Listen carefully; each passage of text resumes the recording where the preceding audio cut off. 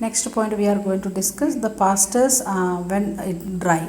The drought affected the life of the pastorals everywhere, not only in Africa, in India also it happened. We have seen that one. Then, when rain fails, the pastures are dry. Cattle are likely to starve unless they can be moved to area where the forage is available. So, what happened? They can't move now because of the restriction of the colonial rule or the British and the German rule. That's why traditionally pastoralists are nomadic. Why they are moving? Because they want to get a good pasture for their animals. They move from place to place. This nomadism allow them to survive bad times and avoid crisis that we have seen in Indian situation also. But from the colonial period, the Maasai were bound down to a fixed area, confined with a reserve, prohibited from moving in search of pastures. They were cut off from the best grazing land, first of all, and second, forced to live within a semi-arid tract prone to frequent drought. So, what was their condition? First, they good pasture land taken by the white people for their settlement. Second one, they pushed to the semi-arid region where they are getting the drought in many of the years or continuously for 2-3 years like that area. So they could not shift their cattle to place and the pastures were available. A large number of Maasai cattle died of starvation and disease in these years of drought. So they are having many cattle, lakhs and lakhs cattle, and they got a drought in 2 years, 1993 and 94, and half of their cattle was died. Then, as the area of grazing land shrank, the adverse effect of the drought increased in intensity. The frequent bad years led to the steady decline of animal stock in the pastures. We have seen that one here. 7 lakh and 20,000, 8 lakh and 20,000 and 1 lakh and 71,000 of different types of animals they had, and it is become half in year of 1993 and 94. And this is maybe one reason the white people want to get the physical labor from the black people. So purposely they made done like this, making the restriction more and more. Because of that, the cattle will die or they will skip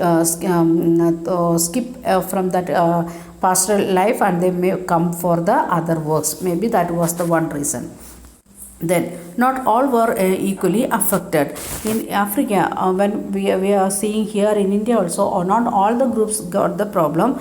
And when the colonial rule came, that time what they done, the society, colonial rulers what they done, they made a leader for each and every tribal group. They can collect the tax from this group and they want to give to the colonial rulers. That was the rule. So the who got like that become the appointed chief. What they done, those who become the appointed chief of the colonial government, not by the tribal group. What they done, they settled in they collected tax and collected tax or and how much they want to pay. More than that, they started to collect. How here the seminars done like that, and they went and settled in towns and they started involving in trade with the colonial people, and their wives and children they was living in the villages looking after their animal. So they are getting money from both sides. First one, they are involving trade. Second one, they are having collecting of taxes. That is the one method they was getting money. Another one, their wives and children they was looking after their animals. The chiefs managed to survive this devastation, war and drought. Even though what all things let it come, they never affected that one, and they was getting pastoral as well as non-pastoral income. That's why they was living very peacefully. Then the first two paragraphs says about the two group of means the ordinary people of the Maasai land. They divide their group into two categories. One is the elders who is looking after the administration of the society, and the second group, that is the youth, that they are becoming the warriors. They was protecting the society. Okay, elders formed a ruling group and met in a periodic council to decide the affairs of the community and settle dispute. Means they are part of administration. Then second group, past warriors, there was the young people and their responsibility to protect the areas of tribe and to The elders, they are deciding those who want to be in the warrior group because of their physical strength. For that purpose they want to conduct cattle riding, and they want to fight each other with the different groups, and those who are becoming successful, they will be the part of the warriors. So that is even though they are doing very good also, the last word from the elder group or this administrative group. So the chiefs, those who appointed chiefs of the British government or the German government, they was living very peacefully.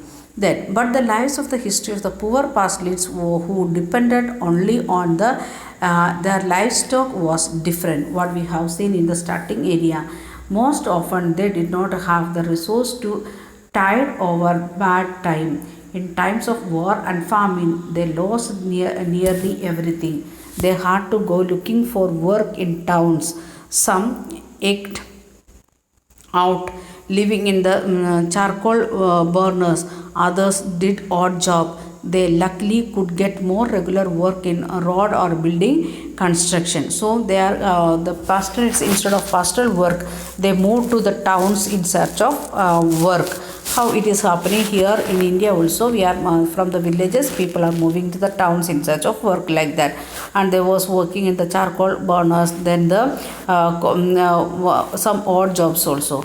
And those who reach in the areas where the road construction and building construction was there, they was getting a regular job and good wages also. The social changes in the Maasai society occurred at two levels. First, the traditional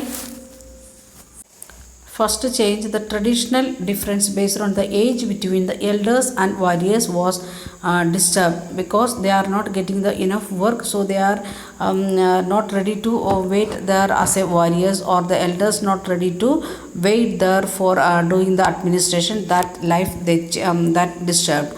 And though it did not break down entirely, but partially it break down. Second one, a new distinction between the wealthy and the poor pastoralists developed. A new form of the society it is developing, means the poor and rich, like that two class division came there in Africa also. Then conclusion. So we see the pastoral communities in different parts of the world are affected in a variety of different ways by change the modern world. New laws and the new borders affected the pastors of their movement. With increasing restrictions on their mobility, pastoralists find it difficult to move in search of pastors. As pastors' land disappeared, grazing became a problem, while pastures that remained deteriorate through continuous overgrazing. Time of drought become time of crisis when the cattle die in a large number.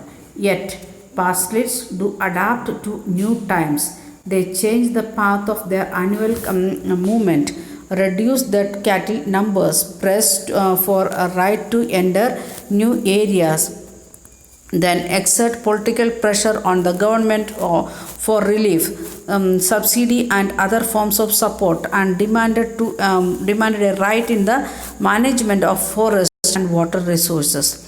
Pastoralists are not relics of the past. They are not people who have no place in the modern world.